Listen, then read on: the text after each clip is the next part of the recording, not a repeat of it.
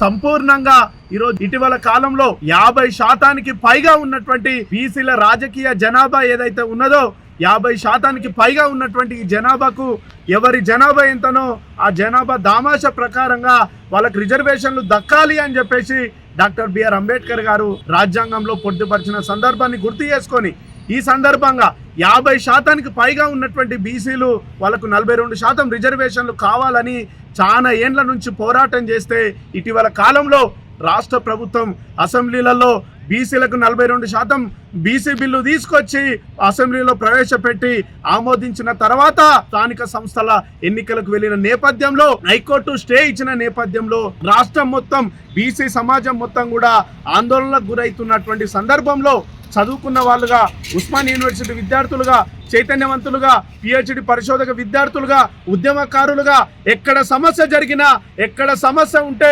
సమస్య పరిష్కారం కోసం అందరం ఏకమై సమస్య పరిష్కారం కోసం నిలబడతాం కాబట్టి నేను ఈ సందర్భంగా గుర్తు చేస్తా ఉన్నది ఏంటంటే ఈ యొక్క రాష్ట్ర కాంగ్రెస్ ప్రభుత్వము తన చిత్తశుద్ధిని నిరూపించుకోవాల్సినటువంటి ఆవశ్యకత ఎంతైనా ఉన్నది.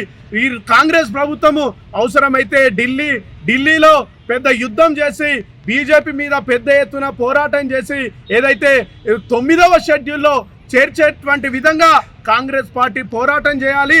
ఇదే సందర్భంలో ఏదైతే ఈ బీజేపీ కూడా బీసీల ఓట్లు మాత్రం బీసీలకు కావాలి, బీజేపీ పార్టీకి బీసీల ఓట్లు కావాలన్నప్పుడు మరి ఏదైతే రాజ్యాంగంలో పార్లమెంటులో 9వ షెడ్యూల్లో ఈ యొక్క బీసీ బిల్లును 42% బీసీలకు రిజర్వేషన్లు కావాలనేటువంటి ఈ యొక్క న్యాయబద్ధమైనటువంటి అంశాన్ని పార్లమెంట్లో ప్రవేశపెట్టి రాజ్యాంగబద్ధంగా చేయాల్సినటువంటి బాధ్యత ఈ మోడీ ప్రభుత్వానికి కేంద్ర ప్రభుత్వానికి ఉంటుందని చెప్పేసి దళిత్ బహుజన్ స్టూడెంట్ అసోసియేషన్ పక్షాన తెలియజేస్తూనే నేను ఈ రాష్ట్ర ప్రభుత్వం కానీ కేంద్ర ప్రభుత్వానికి గుర్తు చేస్తా ఉన్నాం ఏంటి అంటే మీ సందర్భంగా అంటా ఉన్నాం ఏంటంటే 100% ఉన్నటువంటి ఎస్సీ ఎస్టీ బీసీ మైనార్టీలను ఎక్కడికక్కడ వాళ్ళను కేవలం రాజకీయంగా ఓట్లకు ఉపయోగించుకునేటువంటి విధంగా ఈ యొక్క ప్రభుత్వాలు చేస్తూ ఉన్నాయి. కాబట్టి నిజంగా బీసీల మీద కాంగ్రెస్ పార్టీకి చిత్తశుద్ధి ఉంటే 42% కేంద్రంతో యుద్ధం చేయాలి.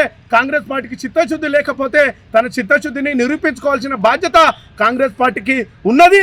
ఇదే సందర్భంలో మోడీ గారికి కూడా గుర్తు చేస్తా ఉన్నాము, బీజేపీ పార్టీలో పనిచేస్తా ఉన్నటువంటి బీసీలారా మీరు మేల్కొనండి. పార్లమెంటులో మోడీ గారు నోట్ల రద్దు తీసుకొచ్చిండు, అదే జిఎస్టీ తీసుకొచ్చిండు. మరి 42% బీసీల రిజర్వేషన్ కోసం ఎందుకు మోడీ గారు మాట్లాడతలేరు? బీసీలు రాష్ట్ర వ్యాప్తంగా ఉన్నటువంటి బీసీ సమాజం మొత్తం కూడా మేల్కోవాలి. ఇందుకోసం దళిత బహుజన విద్యార్థి సంఘాలుగా సంపూర్ణంగా బీసీ 42% రిజర్వేషన్ల కోసం మా డిబిఎస్ఏ విద్యార్థి సంఘం మద్దతు ప్రకటిస్తుందని చెప్పేసి ఈ సందర్భంగా తెలియజేస్తున్నా. జై భీమ్.